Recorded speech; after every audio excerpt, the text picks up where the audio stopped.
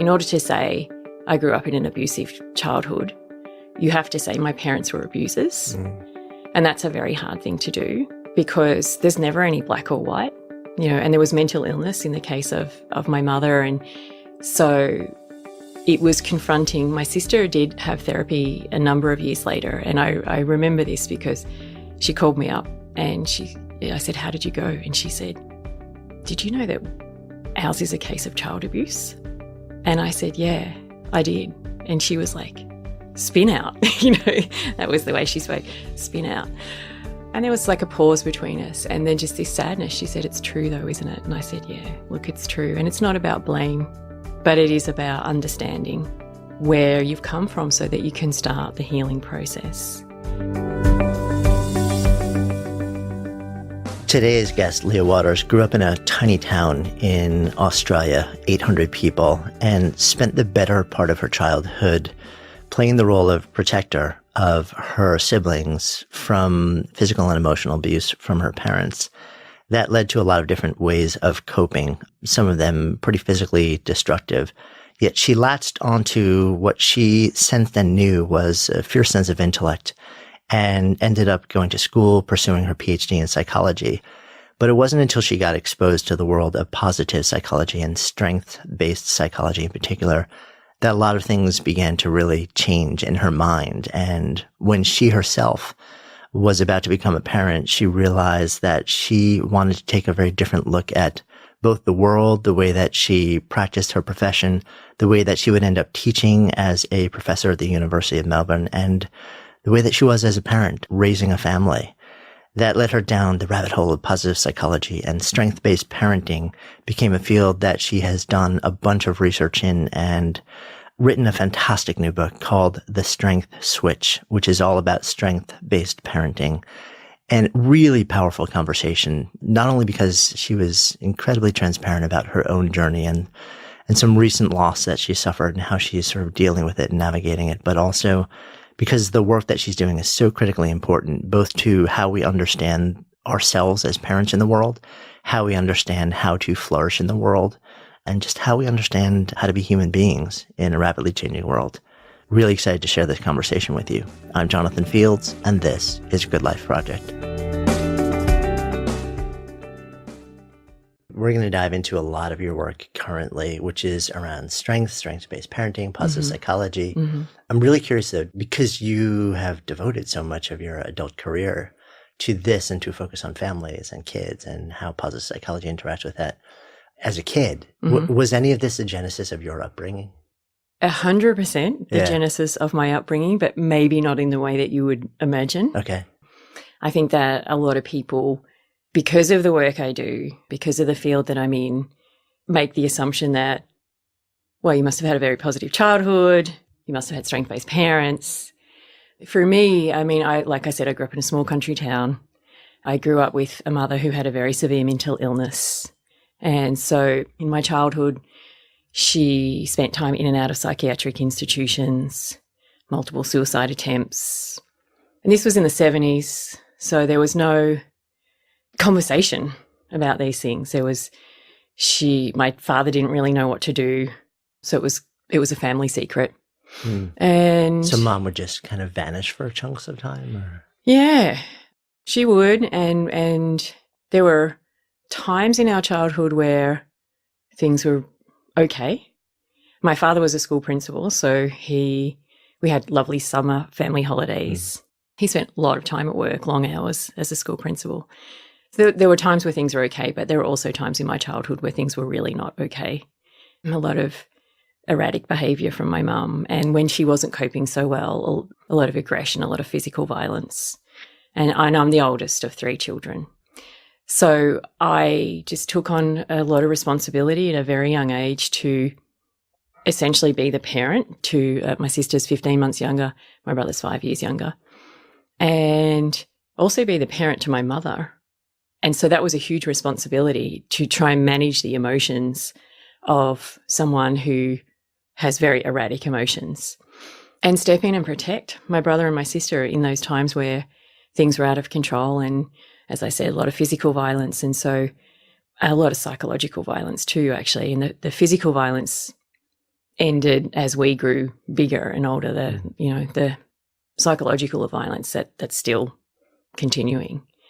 And I think of the two, that's the harder one because it's invisible and it doesn't leave a fingerprint and it's very hard to explain to other people what's happening.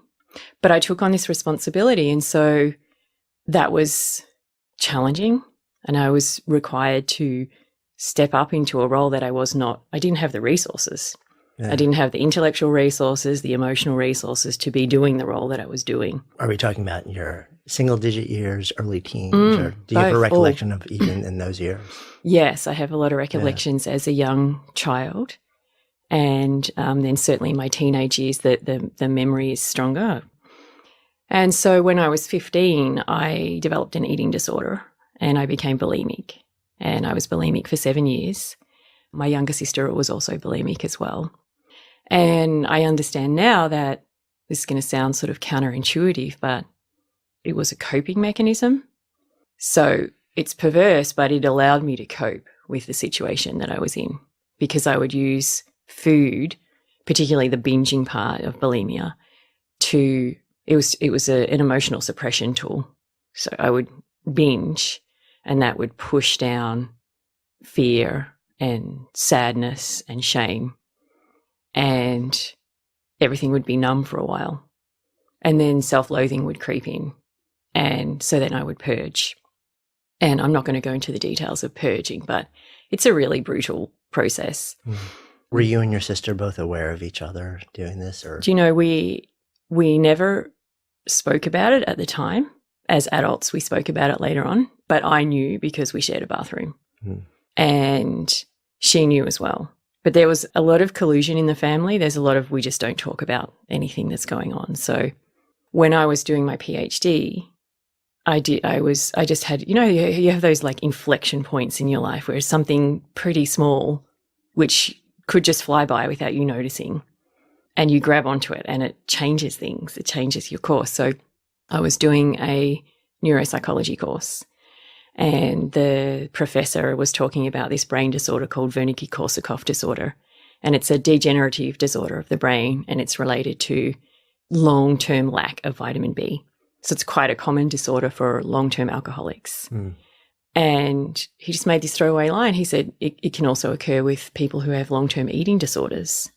And it just hit me like a ton of bricks, this almost casual line, almost like an afterthought. And so I'm sitting in this PhD program. The only thing that I knew I had, the only resource that I knew I had at that stage was intellect. And intellect had allowed me to do well at school. School was like a safe haven for me. And I didn't tell anyone at school what was going on because school was my happy place, and it was predictable, and there were routines, and I did well, and I was praised. So I had this moment where I was like, whoa, I don't want to lose my intelligence because it's got me through. It allowed me to do well at school. It got me out of a small country town to go up to Melbourne to study at a university. I don't want to lose this. And so that's where I first started therapy. I was doing a PhD in psychology, but I first started my therapy myself at the age of 22 and started working with a psychiatrist, was diagnosed with post-traumatic stress disorder. From all the up and everything that happened with your mom. Yeah. Did you have any sense that you might be suffering from that level of trauma? I did not. And it's sort of embarrassing to say because I was studying a PhD in psychology. I think I knew that things were pretty deeply wrong with my family, but the word trauma was not something that I would have thought of. I mean, it makes perfect sense to me now, and I was very resistant actually initially. I was like, no, this isn't about abuse. This isn't about trauma. But working with a psychiatrist really helped me to see that was the case of our childhood. And so I worked with him and I overcame the eating disorder, and that was a really important step in the healing journey. When you were doing that work yourself, I'm curious whether that also triggered, okay, so if this is me and I'm doing this, and my sister was doing the same thing and the same behavior, like maybe she's actually suffering the same PTSD. Yeah.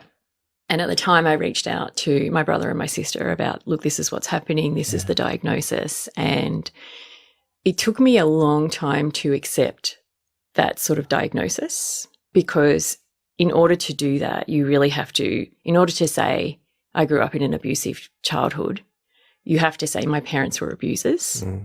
And that's a very hard thing to do because there's never any black or white, and there was mental illness in the case of my mother. And so it was confronting. My sister did have therapy a number of years later. And I remember this because she called me up and I said, how did you go? And she said, did you know that ours is a case of child abuse? And I said, yeah, I did. And she was like, spin out. That was the way she spoke, spin out. And there was like a pause between us and then just this sadness. She said, it's true though, isn't it? And I said, yeah, look, it's true. And it's not about blame, but it is about understanding where you've come from so that you can start the healing process. So it's been a process for my brother and my sister too. And look, we've all handled it in our different ways. So for me, overcoming the eating disorder was a very important start. But then I had a decade of intermittent anxiety and depression. And I think partly because I wasn't using food anymore to suppress the emotion. So they had to find other ways of coming forward. And my sister also, she overcame her eating disorder. She also suffered from a lot of depression and anxiety. And I grew up to become a psychologist and my sister grew up to become a social worker. But very sadly, I lost my sister to suicide earlier this year. So sorry. Yeah, it's hard for me to talk about, but I feel like I should because I just think that we don't have enough honest and open conversation about mental illness, about suicide, about trauma, about abuse. And I feel that we need to just be talking about this more openly and more honestly, maybe to help people to prevent it. In my case, to give dignity to my sister because, I'm a very articulate person and I'm a professor. I speak all across the world. I'm a writer. I've never struggled with words. But I do not have words to describe the pain of losing her in that way. But I also don't want to keep it a secret because I'm not ashamed of what she did. And I don't want to feel like it's something that I don't talk about because I feel like somehow that's me saying I'm ashamed. And I'm not ashamed of her. I'm so proud of her. She grew up to be a beautiful person. She helped a lot of people. She worked with prisoners. She worked with the homeless. She worked with kids on the street, foster children, adults who have intellectual disability. And I'm not angry with her. I really, truly understand why she made the decision that she made. She just carried so much pain for such a long time. And she just got to a point where she couldn't see a way out. But she's at peace now. And so my role, well, I'm not sure if it's my role, but where I'm at now is she's 15 months younger. So I can't remember what my life was like without her. And so I'm at a point of just readjusting, recalibrating, particularly because my role was to protect her. And she has a 20-year-old son. So he and I are now sort of learning to adjust to life without her. And I just want to honour her legacy. She was a social worker. I was a psychologist. I now do work into how do you create happy families? She worked with homeless kids, foster care kids. And in my own way, I'm just continuing on with her work. But that's a long way of saying to you that everything I do now is 100% based on my own childhood, but maybe not so much I know what it's like to have positive parenting, strength-based parents. I had this great gift, I had this great fortune, and I want to share that with other people. It's more to do with making meaning of the trauma and the suffering, not blaming, not accusing, having dignity and honor in the whole process, but using my strengths in ways that help to give other families a chance that my own family didn't have. Yeah. Having been through what you've been through also, not that you sort of wish this to be the process, but I would imagine it has given you a certain empathy. Yeah. Because you can sort of look at things from the inside out, not just the outside in, because it's in some way, some of the people, I'm sure many of the people you work with you have lived a part of their experience. Yeah, absolutely. It's given me a lot of intuition. It's given me a lot of empathy, a lot of compassion. And, where strengths, I research strengths and, I create strength-based family programs and those kinds of things. But where strengths were important in my own journey was worked with a psychiatrist, overcame an eating disorder, worked with a psychologist with the depression and the anxiety. And at that point in time, my field, the field that I was trained in, psychology, was very deficit oriented. So it was very much about healing, and I needed to be healed. But it was about working through trauma, abuse, maladaptive thinking. And in my early 30s, the field of positive psychology was a very new field at that point in time. And I was pregnant with my first child, Nick, who's now almost 15 and has recently just got taller than me. So that's an interesting little moment where your baby, all of a sudden you have to look up to ask them, like, do you want a milkshake? And this field came forward, and just, again, one of those inflection points where I bought Marty Seligman's book, Authentic Happiness. Right. I read it sort of with a bit of professional curiosity. Yeah, because when that came out and when he took his seat originally as head of the APA, it was not considered, it was almost heresy. Yes, it was. In some fields, it was. Yeah, absolutely. And when I started, as an example of that, when I was building the Centre for Positive Psychology at the University of Melbourne, there was hostility directed towards me from people in my field. And I had a conversation with someone. I was trying to build the centre, and I was sort of going out and getting philanthropic money and business support and government support to build this centre. And there were some of the psychology researchers at my university who were very hostile towards me for building a centre in this field that they thought was lightweight, not relevant, not aligned to what a psychologist should be doing. So yeah, it was new thinking. And I read the book. And I had this light bulb moment where I'm like, wow, because his call was, if we're only ever fixing what is wrong with someone, then our profession is half-baked. And we have this great ability and knowledge set to also help build up what is right in someone. And that had never occurred to me. And I was a trained psychologist, and I've done a PhD in psychology, and I've had therapy myself. And it just never occurred to me at a personal level to ask myself this question, what is right with me? I knew a lot about what was wrong with me. And I knew I had weaknesses, and I'd experienced mental illness. And I remember a GP I was working with once, because I've had a lot of physical ill health too, and autoimmune issues, and which often go along with traumatic childhood. And I remember him sort of saying, well, some people are cactuses and some people are orchids, and you're an orchid. And I was like, great. Thanks. What do I do with that? I know. I'm very precious, and I have to be in the right environment. And look, that is just the reality, but orchids can be really beautiful if you do give them the right environment. And so I had this idea. I was like, wow, I've never thought about what is right with me. And I, as I said, I was pregnant with my son, and I felt very confident in raising him that if there was troubles in his life, I'm very well qualified to help him with that. But I was also hopeful that he certainly not have the troubles that I had gone through. Every day, troubles, yes, because that's part of life. It's night and day, light and dark, yin and yang.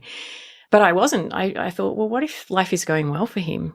My training in psychology doesn't teach me anything about how to help him amplify what is right with him, and how to help him make the most of life when it's going well. And so I sought out a strength-based psychologist, and there weren't many at that point in time. And I went along to see him, and he did the normal thing. So, when you have therapy, the first sort of 2 sessions are really just a patient history and presenting problems. And he didn't say much. He took a lot of notes. And I never forget, because at the end of the second session, he put his pen down and he looked at me. He just looked at me straight in the eye, and he said, have you got any idea how strong you are to have survived what you have survived, to have stayed open-hearted, to have, intentionally become a good person, to have these long-term stable relationships, to have done a PhD. Like, there's such strength in you to have done that. And my husband jokes with me, because for me, that was like this profound moment where no one had ever said to me, you're strong. I'd always been told, you're an orchid, you're weak, you fall easily, and much worse things than that too in my childhood.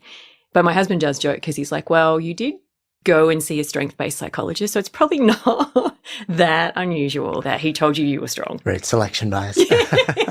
Exactly. And still. But still, it just unlocked something inside of me because I had created a good adult life. And Matt, my husband, we started dating when I was 20 and we've been together ever since. So I've had this safely attached relationship and beautiful long-term friends. And I had a lot of love. But I didn't have anyone saying you're strong. And what he did more importantly was over the course of that therapy, help me to put a spotlight on my particular strengths.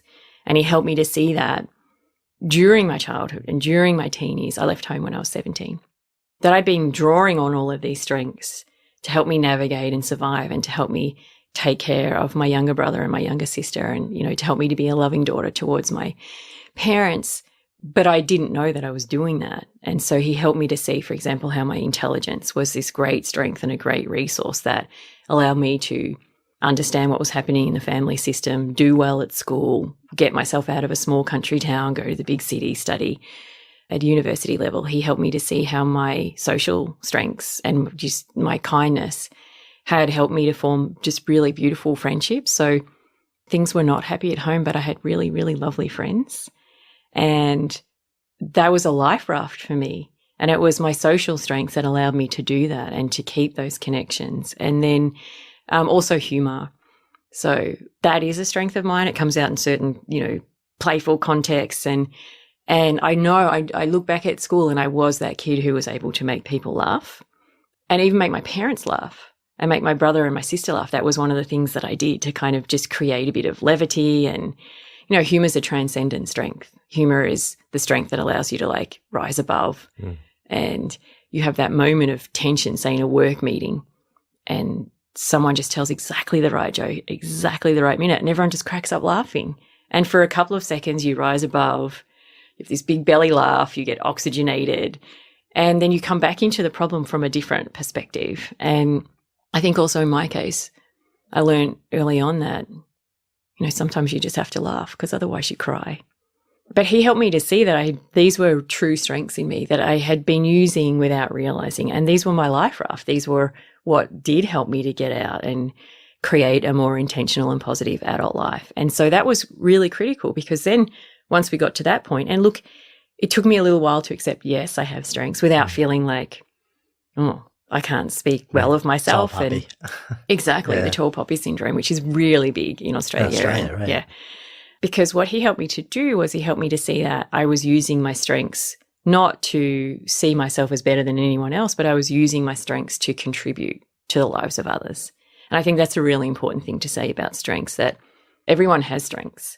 So strengths aren't the things that make you better than anyone else. They're not there as a source of inflated ego. When you truly connect with your strengths, that's when you realize that these are here to help me contribute positively to the lives of other people.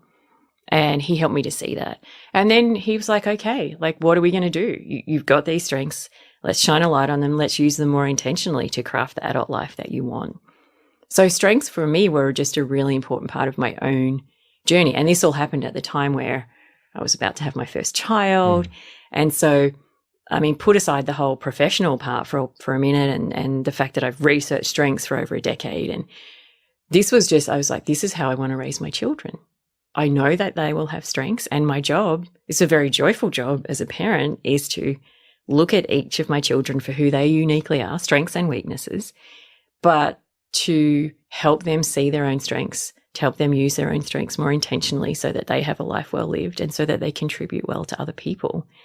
So initially the strengths work was much more, I guess, from a personal side. But then I did start to bring it in much more into my own research program, using it in my consulting with corporations and schools, and then setting up this strength-based parenting research program to look at, well, I've lived the personal benefit of it. My children are benefiting from it greatly, but that's a sample size of 2. And I'm a researcher, so, I want to be able to say this is generalizable and we can see this in large samples. And so building that research program to have a look at, what happens to the life of a child or a teenager who when they have parents who help them to see and use their own strengths in an intentional way. And the research program has shown that when you have a strength-based parent, the teenagers and the children who report having a strength-based parenting is a protective factor, firstly. And, that's a terminology we use in psychology to mean that it protects young people from states like anxiety and depression. It's a buffer for stress. It's not going to prevent you your child from experiencing stressful life events, but it buffers the way a child reacts because they have their own internal toolkit. They can draw on particular strengths to say, okay, this sucks, but I have some resources that I can bring to this situation. So the first thing we found is that it's a protective factor. And then the second thing we found is that it goes above and beyond that. So it doesn't just protect against some of the darker emotions in life, but it also enhances and enables some of the lighter emotions in life. So what we found in the research program is that teenagers and children who have parents who help them to see and use their strengths have high levels of life satisfaction, high levels of positive emotion, they're happier, they have more self-efficacy, they have more engagement, they have more persistence, they do better academically at school. So it's both a protective factor and an enhancing or enabling factor in a young person's life. Yeah, and it makes a lot of sense. I think it'd probably be helpful to sort of define what we mean by strengths because it's not as thrown around as words like authenticity these days, but increasingly, and I think in no small part because of a blend of the rise of positive psychology and then at the same time the work that, the Clifton Strengths Finder, which sort of like came out of a slightly different approach. Yes. The word is used a lot, but I don't think there's a real clear understanding of what we're really talking about. So when you're talking about it, what are you talking about? Yeah, I'm so glad you have asked me that question now, and I feel I should have said that no worries. at the start of the interview. But so you're right. It's used a lot, and there are lots of different sort of research perspectives to it. And the way that I look at strengths is that we have, firstly, two broad kind of buckets of strengths. We have strengths of talent. That's the sort of Gallup work, the Clifton work, and we also have strengths of character. And so the strengths of talent are performance-based, they're skill-based, they're observable. And strengths of character are more to do with the positive aspects of our personality. They're not performance-based. They're less observable because they're to do with our inner landscape, although you can easily learn to start to see character in people. And we all do it anyway. We get walk into a room, you get an immediate sense of someone's character. So that's the first thing to say about strengths, and that's important because most of us, when we think about strengths, we think about the talent-based strengths. So we think about sporting ability or musical ability or artistic ability or IQ. And we don't think to look at these strengths of character, a person's integrity, their honesty, their kindness, their courage, their leadership, their social intelligence. What I'm trying to do with a strength-based parenting approach is to help parents work with their kids to maximize and make the most of the assets, the resources, the positive qualities that their kids already have, rather than spending all of our energy trying to sort of compensate for what's lacking and what's missing. Fix the flaws or the problems, the weaknesses, And so it's important that we understand that there are both the talents and the character strengths. Because otherwise some parents could inadvertently be taking a strength-based approach but only be focusing on these performance-based abilities and not recognizing that actually my child has all of these other strengths and they're the character-based strengths. They're a little bit more invisible. So that's the first thing to say about strengths. Then the second thing to say is that, most people, if you ask them what a strength is, they'll say strength is something that I'm good at. And that's true, but it's only part of the truth. And so what the positive psychology research field has done is shown us that for something to qualify as a strength, it has to have these three elements. The first one is performance. So it's something that I'm good at. The second one is energy. And the third one is self-motivation. So for something to be a true strength as a psychologist, what I'd be looking for, and as a parent, what you'd be looking for is, where do I see high performance in my child? Meaning, where do I see that they're like above average? Now that can be talent-based or it can be character-based. You see kids who have emotional intelligence that's above and beyond their years, for example. So where do I see above average performance? Where do I see a pattern of consistent and repeated high performance? And where do I see a rapid learning curve? So that's the performance part, but you're also looking for energy. So when someone is using a true strength, they're really energized in the process of using that strength. It gives you energy rather than depleting. Exactly. Okay. Yeah.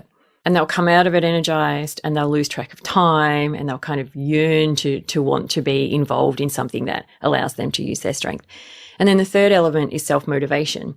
So with a true strength, because it's such an enjoyable experience to be using that strength, that you're just naturally seeking out opportunities to use it.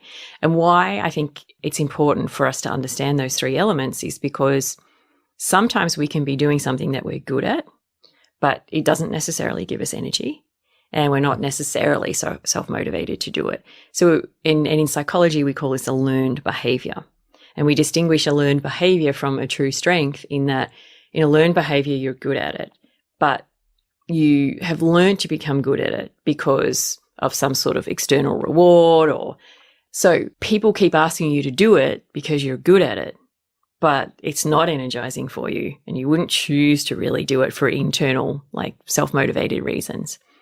So we can make the mistake of as parents of seeing our child have high performance in something and thinking, well, that's a strength. I better help my child to use more of that strength, without really looking at these signs of energy and self-motivation. Yeah. And in the book, I give that sort of example of two children who are good at piano. So they both have high performance. They're both technically as good as each other.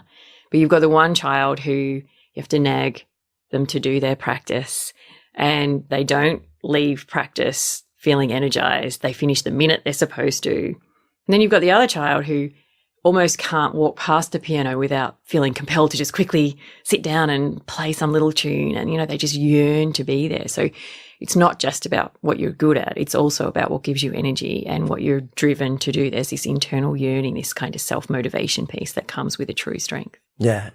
I mean, what comes to mind when I hear that, it makes perfect sense. My curiosity is this. So I had a friend of mine growing up who would literally skip school because he'd just lie in bed playing guitar all day long. He became phenomenal at it. It's all he wanted to do. Like he wouldn't sleep because that's all he wanted to do. Yeah. To me, that's an interesting example of all three, but it's almost like an aberrant outlier. Yes. And I think if we look at that person, we hold them up as the standard of, okay, so that's how we know. Then that standard is so extreme that we sort of we diminish it when we identify something that checks all three buckets, but it's not that extreme. And we almost say, well, it couldn't be my strength because I don't feel like I won't lose my entire life in the name of the pursuit of it. Yeah. The other thing that I think is really fascinating, I'm so curious what your opinion on this is. Some kids, I totally agree. And this goes for adults too, right? It's like you walk by the piano and you're like, oh, my hand goes there organically. I just want to do it. I want to play. Yeah. Like there's something about the way my brain is wired where it's like, this is a part of me. Yes. But then there's the other kid where in the beginning, they're like, seriously, I have zero interest in this, but I have to have a musical instrument for school. Yeah. And so I have to do something. So I'm going to pick piano. And in the beginning, there's really not a whole lot of interest, but there's a structure around them that forces them to practice to a level where they hit like the most basic level of proficiency. Like the switch doesn't go on until then. And then they're like, oh, this is cool. And at that moment, it becomes the type of thing where they want to do more and more and more and more and more. Yeah, exactly. And so what you've hit on there is that there's a feedback loop between the performance, the energy, and the self-motivation. And so you can have that same scenario. You could have a student hit that level of proficiency and still continue on with, well, I just have to do it. I'm technically good at it. It's a learned behavior. I have to do it for certain grades. I'm doing it because my parents want me to. I'm doing it because I get praise for doing it. And so it could continue in that way. And it's really just a learned behavior. But it could also be what you're talking about is like a slow burn, what in the book I call a growth strength. So you've got the true strengths where they're pretty evident from a reasonably early age, and they become much more evident in the teen years. And we can talk a little bit later on, if you like, about the sort of how the neuroscientists are catching up with why that is the case. But you can also have this growth strength. It's not immediately evident. You don't see a big sign of it in a younger child, but it's like a slow burn. And I think part of that is that nice feedback loop where they start to get a sense of proficiency and mastery around it. And then they start to enjoy it a little bit more. And then because they're enjoying it a little bit more, they're getting more energy. And because they're getting more energy, they're more self-motivated to practice. And the more you practice, the better you get. So it turns into this beautiful feedback loop. And, I think this is the interesting thing about strengths is that they're dynamic, they evolve. It's not a kind of category of like, all right, so these are your weaknesses and they're always in this category, and this is your learned behavior and this is your strength. There's fluidity amongst those three. They can change and grow over time. Yeah, which is so interesting also because I've had mixed conversations about that where some folks are like, it is what it is. Mm-hmm. It's not so much on the weakness side but on the strength side. It's kind of like once you hit a certain age, it kind of is what it is. And you can maybe strengthen one a little bit or make it more, dominant in your profile. Yeah. But it kind of is what it is. Mm-hmm. And I don't like that idea. No, neither do I. Because I want to think it's more fluid, like you're explaining. Yeah. Look, my understanding is it's fluid, but I totally agree with what you're saying. Even the researchers who are researching this, whether they know it or not, you can see through the way they're researching. Some researchers have what I would call quite a fixed mindset around strengths and talents, and you've got these, maximize them, make the most of them, invest only in these, don't worry about the areas of lower performance, that this is not where you would spend your time and energy. And then there are other researchers and scientists, and in the book I talk about this idea of strengths flexibility. There are other researchers and scientists who are probably more along the kind of self-improvement line. You can improve anything. So then the question is, where do I want to invest my energy? Where am I going to get the most amount of time or most return on investment for what I seek to improve? Now, what we know about strengths is that they're partly nature and they're partly nurture. So my definition of strengths development is that strengths development equals ability times effort. You or I may be born with a slightly greater ability, let's say swimming. So I may have been born with a slightly greater ability for swimming than you, and that will be to do with my muscle constellation and my skeletal frame. But that's only half of the equation. A big part of the equation is the effort piece and what it is that you choose to kind of repeatedly practice and build up. What the scientists do show us is that if you have a slight sort of genetic advantage, then so you and I put in exactly the same level of swim practice. If I'm born with that being more of a strength than you, I will get what the psychologists call the multiplier effect, which means that for every one increment, the same one increment of effort that you and I both put in, my ability gets slightly better, slightly better, slightly better. So your feedback is being amplified also, and you want more of it. Yeah. That's not the same as saying there's no point me working on this because I wasn't born with the same level of ability as the person swimming laps next to me. So I'm more along the lines of self-improvement, and everything can improve and you can get better. And then you just make wise choices about, well, what do I want to get better at? And there are some weaknesses that we do have to work on. Everyone thinks that because I'm a strength-based parent that I just ignore the weak spots in Nicholas and Emily, and I don't. We are, actively and intentionally working on some of the weaknesses of Nick and Em. And probably I should define what a weakness is too, right? If we're talking about definition of a strength. So for me, a weakness, it's a very simple definition. A weakness is some kind of flaw that prevents us from being effective. And everyone has weaknesses. Even parents. Even parents. Note to self, don't let daughter listen to this.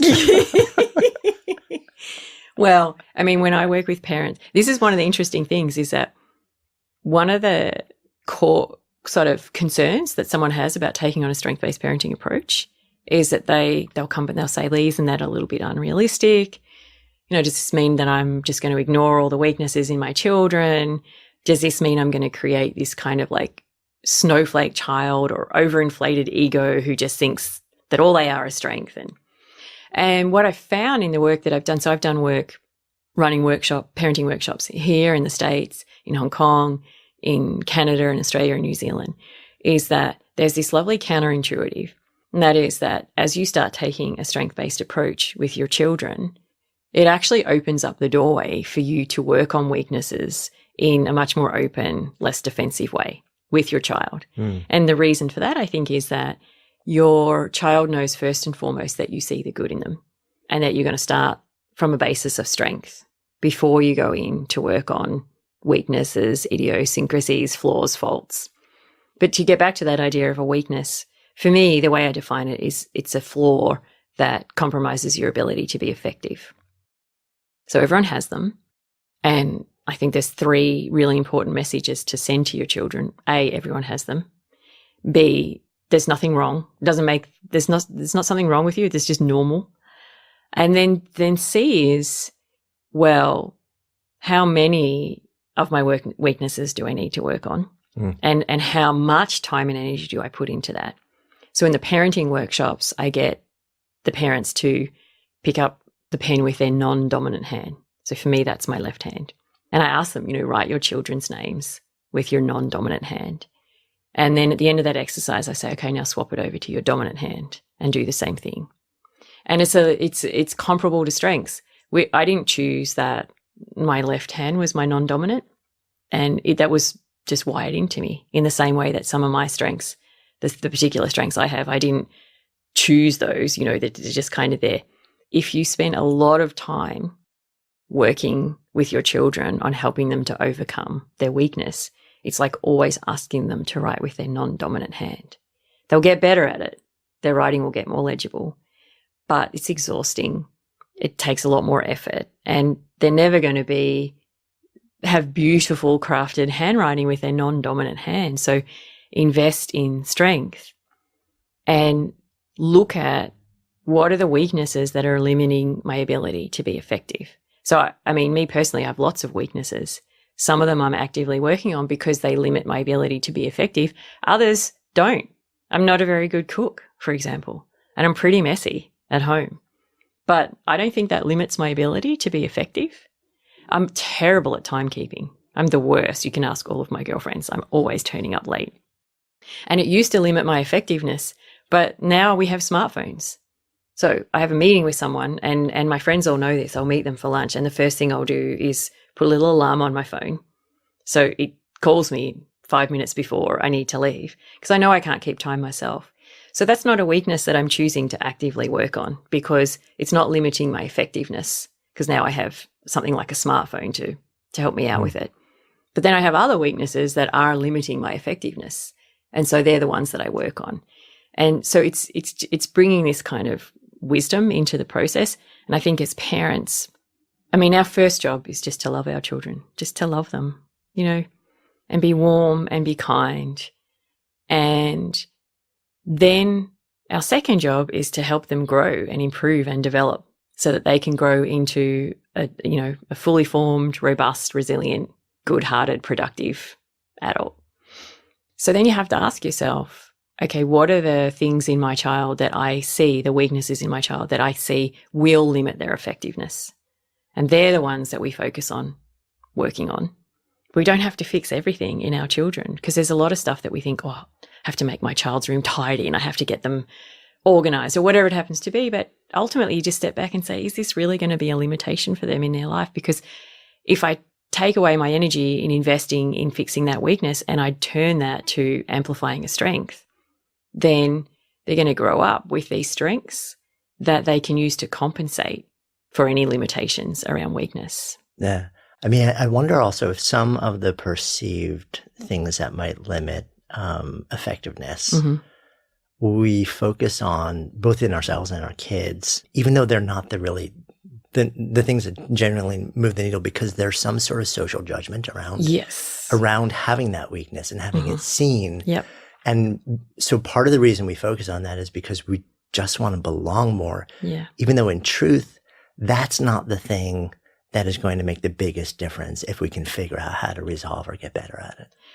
That is such an insightful thing to say. And I think that a lot of the work that I do with parents, and it's actually a big theme in my book, is that strength-based parenting is about helping your child to see and use their strengths effectively. But it starts with you as the parent. And part of that is knowing, okay, am I just doing this because of social pressure? Because I want my child to look a certain way, because then that makes me feel like I'm being judged. as I'm doing the right thing or as a even parent. because we don't want them, we perceive that they'll be judged by their peers if they don't fit a certain mold. We don't want them to feel that pain because we felt it as a kid. We assume they're going to feel it too, but maybe they won't. Well, maybe they will, but if you also connect them up with their strengths, then they've got this. I think the two biggest outcomes of strength-based parenting are cultivating inner resilience in your children and cultivating optimism. And for me, I think that there's two such important outcomes for us to bear in mind as parents, because resilience is the ability to deal with, bounce back from, sometimes bounce forward from loss, adversity, challenge. And we need to instill that in our children.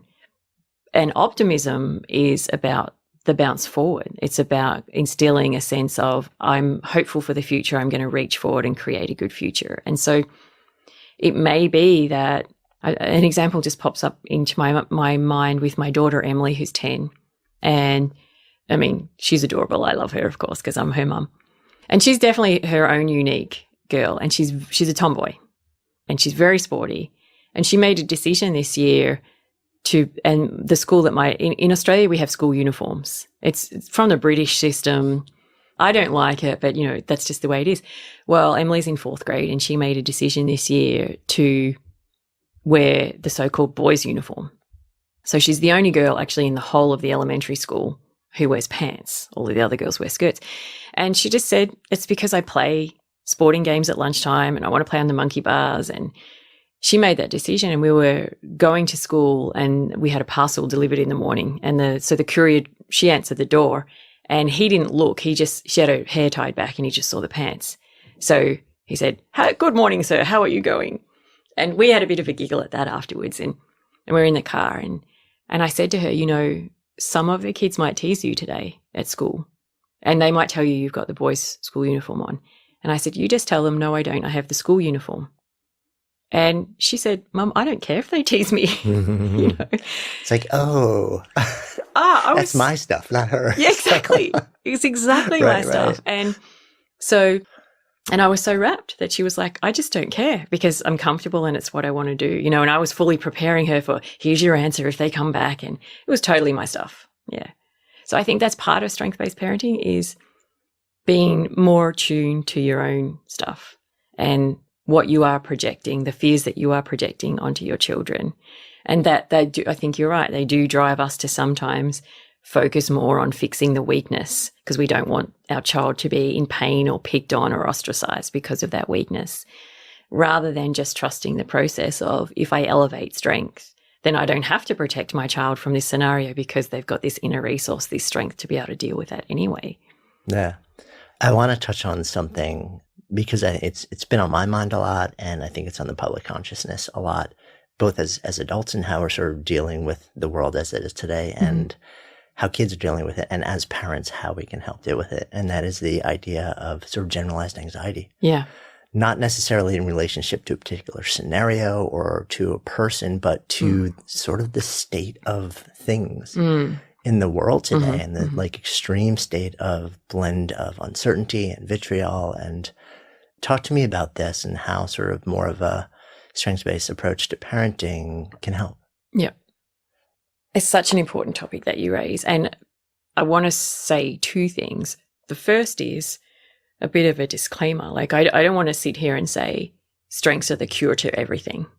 But where I've seen strengths have a positive role in generalized anxiety is that when we just walking around feeling constantly like in danger, under threat, and one of the sort of antidotes to that is a sense of internal stability and a sense of, okay, I can't control what's happening on the outside, but I've got this. I've got an anchor point. I've got confidence that I can navigate my way through.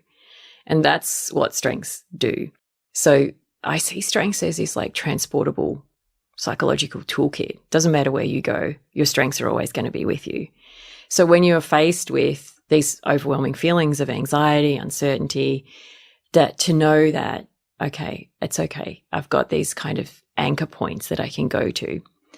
But I wouldn't say strengths in and of themselves are the full solution. And I'm a big advocate of mindfulness. And I think that that's a really important part. of bringing mindfulness into a strength-based approach.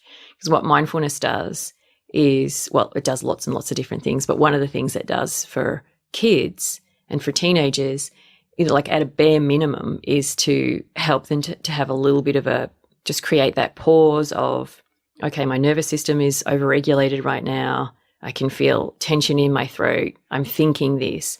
So be able to step back and explore with curiosity the thoughts and the feelings and the physiological reaction, and just question, do I need to be this way in this moment? And so it helps with that sort of initial pause response and re-regulating and calming down your nervous system. And then that's where strengths come in, I think, is like, okay, so I've calmed myself down. What do I do next? We often use mindfulness as a tool to help us understand negative thinking patterns. But I think when you combine mindfulness with strengths, then you can do so much more with mindfulness, because what I've done in working with a lot of kids in school is helping them to go into that mindful state when they are using their strengths. And what that does is that it helps them to embody what it feels like to be strong, embody what it feels like to be using your strengths. So you're not just working on teaching them about stress and negative thinking patterns. You're also saying, okay, in this moment where you're using a strength, let's be mindful. Let's tune into, what am I thinking? What am I feeling? What am I hearing? And then it's like a place to return to. They know what it actually feels like. So my son, Nicholas, for example, he's a basketballer. And when he's shooting a basket and he's really in the zone, he says to me, Mum, it's like telescope. It's like just this tunnel vision, and it's almost like my arms are talking to the net. So he knows that feeling of that moment when he's in a moment of strength, and then that helps him to return back to it. So I think strengths help with anxiety at a kind of like a cognitive level, like a confidence level, like doesn't matter where I am, I've got this transportable toolkit. But then when you combine the mindfulness piece, it also helps at that more embodied level. Yeah, it gives you the meta-awareness to actually understand when you're in it, and what does it feel like when you're in it? Exactly, like yeah. And it occurs that, I think there's probably also a flip side, which is that Kierkegaard said anxiety is a dizziness of freedom. Mm-hmm. That we try to eliminate every opportunity for any experience of suffering or pain or anxiety from our own lives, and then as parents from our kids' lives too. Yeah.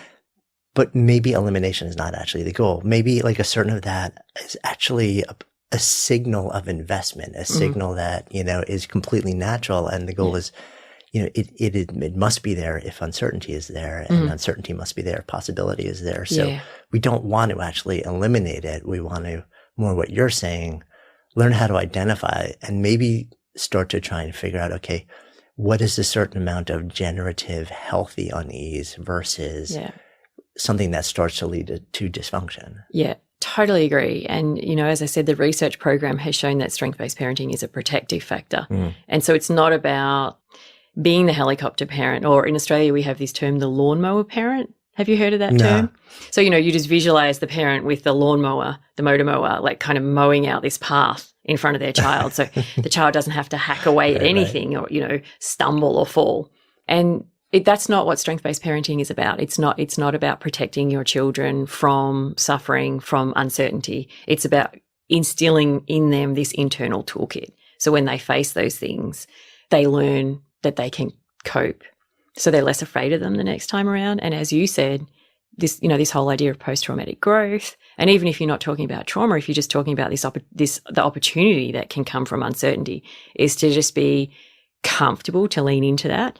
But you can't ask a child to lean into certainty and fear if they have no internal anchor point. I mean, that's terrifying. But when they've got an internal anchor point, they know that they're not going to fly away or be knocked down. There's something kind of sitting so they can sit within that uncertainty and process it and move forward. And that's where I think strengths are really, really helpful. And I think strength-based parenting does two things of equal importance. And it gets back to the kind of resilience, optimism stuff. I think one of the biggest gifts of strength-based parenting is not that you have to create a smooth path for your child. It's that you're teaching your child that they can be empowered in this process. They can learn and grow through it. And when life is going well, they can really use the multiplier effect. They can really amplify and gain and make the most out of life during life's purple patches. Well, what I found in working with strength-based parenting is some people confuse it with sort of positive parenting and just putting on this Pollyanna smile and avoiding anything negative in your life. And that's not what strength-based parenting is about. It's about embracing the duality of life, but the anchor point, the middle point is your strengths. And, my own life has taught me that the suffering I've had, that's really defined who I am. That's made me who I am. So I would never be a person to say, avoid darkness, avoid suffering, avoid uncertainty. But at the same time, you don't want to just throw your children into that with no resources, because that's when you end up getting the effects of trauma. So as we sit here, it's called Good Life Project. If I offer out that phrase to you, to live a good life, what comes up? For me, I think living a good life is feeling good, functioning well, and doing good for others. Thank you.